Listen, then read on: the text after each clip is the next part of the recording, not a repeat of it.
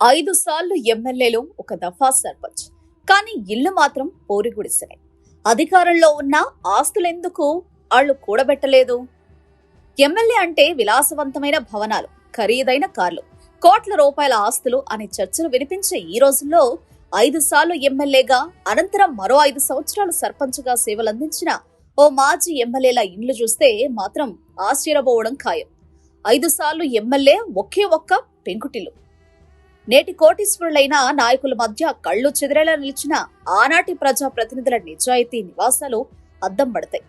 20 ఏళ్ల పాటు నియోజకవర్గాన్ని ఏలిన వామపక్ష సింహలు ఉప్పుల మల్సూర్, గుమ్మడి నర్సయ్యల నివాసాలు పూరిగుడిసెలే. గుమ్మడి నర్సయ్య జీవితంలోకి తొంగి చూస్తే తెలంగాణలో ప్రజానాయకుడిగా గుర్తింపు పొందిన నాయకుడు. ఆయన ప్రధానంగా వామపక్ష రాజకీయాలు, సాధారణ జీవనశైలి, గిరిజనుల పేదల హక్కుల కోసం చేసిన పోరాటాలతో ప్రసిద్ధి చెందారు. ఈయన పుట్టింది 1950ల దశకల్లా తెలంగాణలోని భద్రాద్రి కొత్తగూడెం. ఈయన రాజకీయ పార్టీ కమ్యూనిస్టు పార్టీ.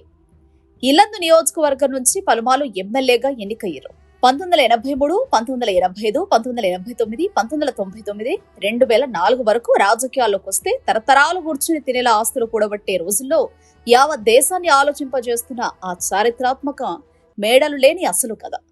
ప్రస్తుత రోజుల్లో రాజకీయాలంటేనే ఒక పెద్ద కార్పొరేట్ వ్యాపారంగా మారిపోయాయి. ఒక చిన్న వార్డు మెంబర్ లేదా సర్పంచ్ స్థానంలో గెలిస్తేనే 5 ఏళ్లలో బహుళ అంతస్తుల మేడలు, ఖరీదైన లగ్జరీ కార్ల బారులు, వెనక 100 కోట్ల ఆస్తులు కూడబెట్టుడు మన నిత్యం చూస్తూనే ఉన్నాం. కానీ పదవులు అనేవి కేవలం ప్రజాసేవ కోసమేనని నమ్మి 20 ఏళ్ల పాటు శాసనసభ్యుడిగా, చట్టసభల్లో సామాన్యుడి గొంతుకగా నిలిచిన చరిత్ర ఆయనకే సొంతం. గిరిజనుల భూ హక్కులు, అటవీ హక్కులు, సింగరేణి కార్మికులు, రైతులు, పేదల సమస్యలపై నిరంతరం ఉద్యమాలు చేశారు. సాధారణ ప్రజల్లాగే జీవించడం, ప్రభుత్వ సౌకర్యాలను తక్కువగా వినియోగించడం వల్ల నిరాడంబర నాయకుడుగా పేరు తెచ్చుకున్నారు. ఎమ్మెల్యేగా ఉన్నప్పటికీ సాధారణ బస్సుల్లో ప్రయాణించడం, సాదాసీదా దుస్తులు ధరించడం వంటి జీవనశైలి కారణంగా ప్రజల్లో ప్రత్యేక గౌరవం పొందారు. నిజాయితీ, నిరాడంబరతకు ప్రత్యేకగా చాలా మంది ఆయనను ఉదాహరణగా పేర్కొంటారు. వ్యక్తిగత ఆస్తుల కంటే ప్రజాసేవకు ప్రాధాన్యమిచ్చిన నాయకుడిగా గుర్తింపు పొందారు. నర్సయ్య తెలంగాణలో ప్రజానాయకుడిగా గుర్తింపు పొందిన నాయకుడు.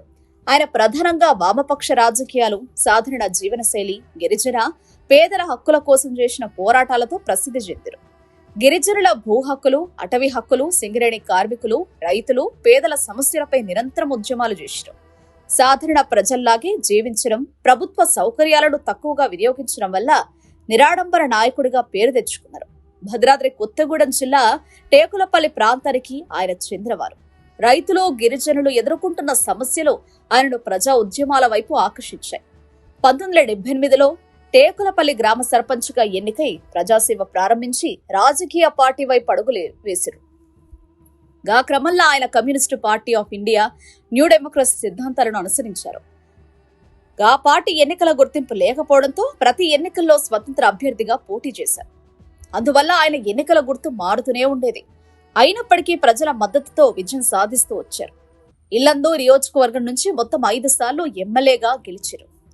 1983 మొదటిసారి విజయం, 1985 రెండోసారి, 1989 మూడోసారి, 1999 నాలుగోసారి, 2004 ఐదోసారి. ప్రజా ఉద్యమాలు, గిరిజనుల భూ హక్కుల కోసం ఉద్యమాలు, అటవీ హక్కుల సాధన కోసం పోరాటం, సింగరేణి కార్మికులు, రైతుల సమస్యలపై నిరంతర ఆందోళనలు, విద్యుత్ ఛార్జీల పెంపుకు వ్యతిరేకంగా రాష్ట్ర వ్యాప్త ఉద్యమాల్లో కీలక పాత్ర పోషించారు. ఆయన గురించి ఎక్కువ చెప్పుకునే అంశాలు ఎమ్మెల్యేగా ఉన్నప్పటికీ సాధారణ బస్సులు, రైళ్లలోనే, ప్రాంతాల్లోనైతే సైకిల్ ప్రయాణం నేటికీ చూస్తున్నారు. ఎమ్మెల్యే జీతాన్ని పార్టీకి విరాళంగా ఇచ్చేవారని ఆయనకు పేరుంది. స్వంతంగా చాలా తక్కువ ఆస్తులతో సాధారణ జీవితం గడుపుతున్నారు. అందుకే ప్రజలు ఆయనను ప్రజల మనిషిగా అభివర్ణించారు. ఎన్నికల్లో ఓటమి. 2009 అసెంబ్లీ ఎన్నికల్లో తెలుగుదేశం పార్టీ అభ్యర్థి ఊకే అబ్బయ్య చేతిలో ఓటమి చెందారు. గుమ్మడి నర్సయ్యను తెలంగాణలో సిద్ధాంతాలకు కట్టుబడి వ్యక్తిగత సంపద కంటే ప్రజాసేవకు ప్రాధాన్యమిచ్చిన అరుదైన రాజకీయ నాయకుల్లో ఒకరిగా చాలా మంది భావిస్తారు. గుమ్మడి నర్సయ్య అధికార పార్టీకి చెందకపోయినా స్వతంత్ర అభ్యర్థిగా 5 సార్లు ఎమ్మెల్యేగా గెలవడం తెలంగాణ రాజకీయ చరిత్రలో విశేషంగా చెప్పబడుతుంది. ఇది ఇలా ఉంటే, ఉమ్మడి నల్గొండ జిల్లా రాజకీయాలలో తనకంటూ ఒక ప్రత్యేకమైన అధ్యాయాన్ని లిఖించుకున్న వామపక్ష అగ్రనేత, మాజీ ఎమ్మెల్యే ఉప్పల మన్సూర్ ప్రజా పోరాటాన్ని గమనిస్తే ఎంత నిస్వార్థ రాజకీయమో అర్థమవుతుంది.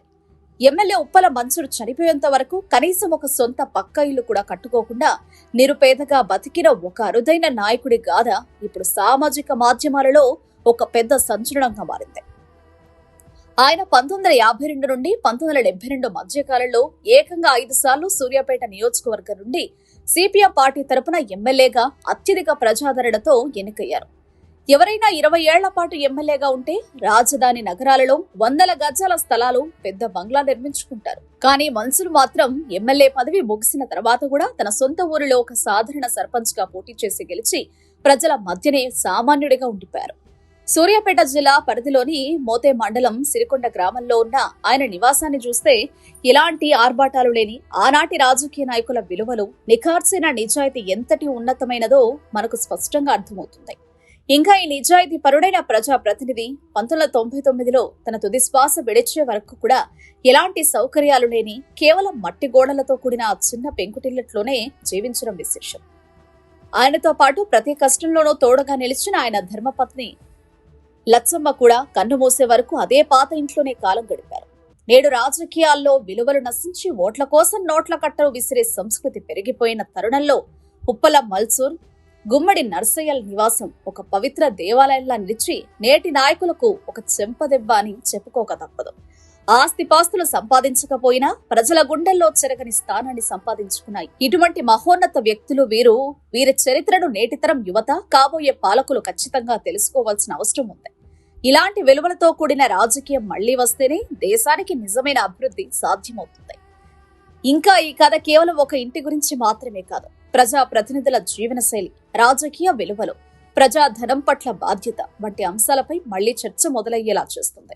ఒక నాయకుడి నిజాయితీని కేవలం ఇంటి పరిణామం లేదా ఆస్తుల ఆధారంగా మాత్రమే కొలవలేమని నేటి యువ నాయకత్వం గుర్తుంచుకోవాలి. ఇక వేగంగా మారుతున్న రాజకీయ సంస్కృతిలో ఇలాంటి సంఘటనలు ప్రజలకు గతాన్ని గుర్తు చేస్తున్నాయి. అధికారాన్ని వ్యక్తిగత సంపదగా కాకుండా ప్రజా బాధ్యతగా భావించిన నాయకుల గురించి తెలుసుకోవడం కొత్త తరానికి కూడా అవసరం. ప్రజాసేవ అంటే ఏమిటి అనే చర్చకు వేరే ఇండ్ల జీవన శైలి ఒక ప్రతీక అని చెప్పుకోవాలి.